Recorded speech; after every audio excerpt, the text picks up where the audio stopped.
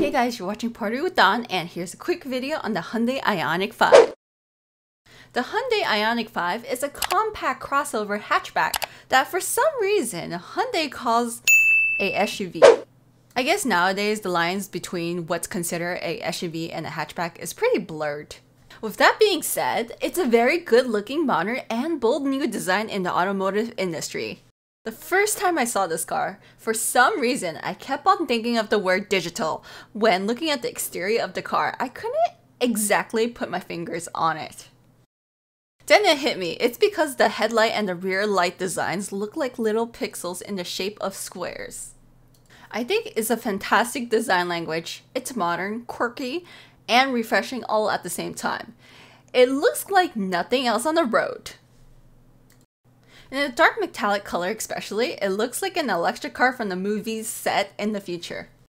The door handle is pretty cool.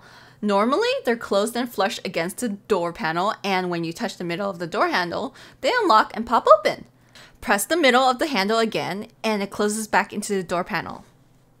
The length of the Ioniq 5 is about 182 inches long. That's basically exactly the same length as a Honda CR-V, one of the most popular and well-known mid-size crossover SUVs.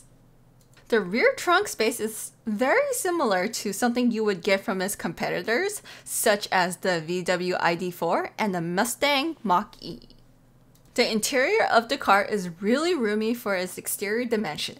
The rear space especially feels very wide and spacious. You could fit 3 adults reasonably comfortably back there. Also, the interior spaces have a lot of premium feeling soft touch materials, and build quality feels extremely solid. The Ioniq 5 will come with 2 drivetrains, single motor rear-wheel drive or dual motor all-wheel drive, with only the larger battery option for the US at 77.4 kilowatt-hour. The target range for the rear-wheel drive will be at 300 miles.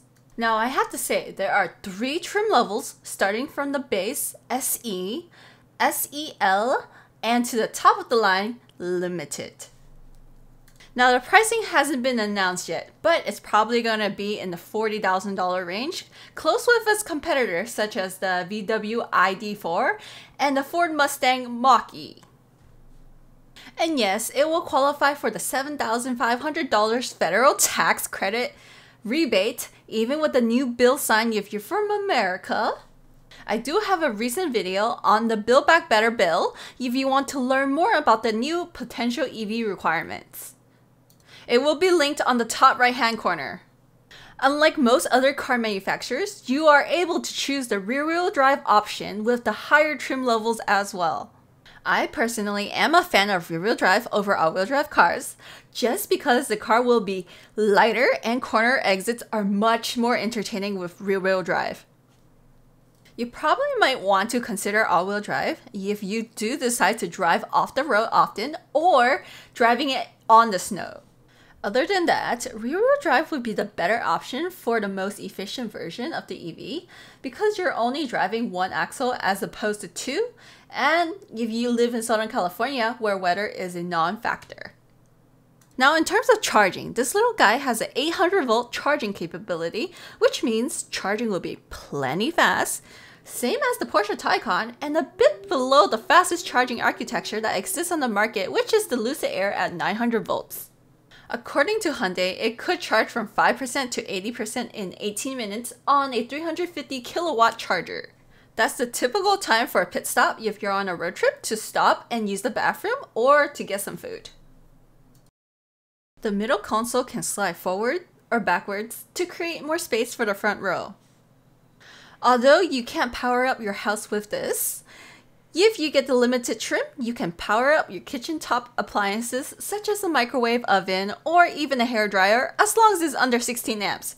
Don't try anything above that, you might break your car. I've included a list for you guys just in case. It does have an additional mini frunk where you could fit very small items in there such as a charging cable or your accessories, for your car of course, or even a small backpack.